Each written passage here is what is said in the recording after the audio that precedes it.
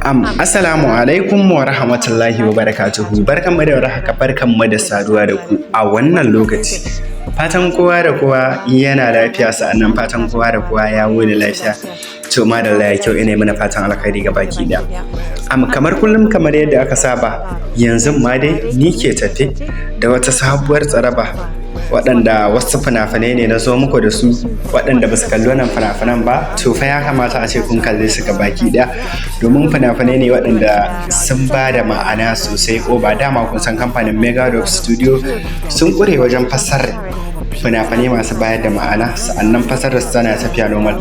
To insha Allah waɗannan fina-finai guda 5 su ne kamar haka: akwai Tsageranci, akwai Tauraro, sa'annan akwai Tukwiti, ga su nan dai da dama, sa'annan akwai Tashin Kai.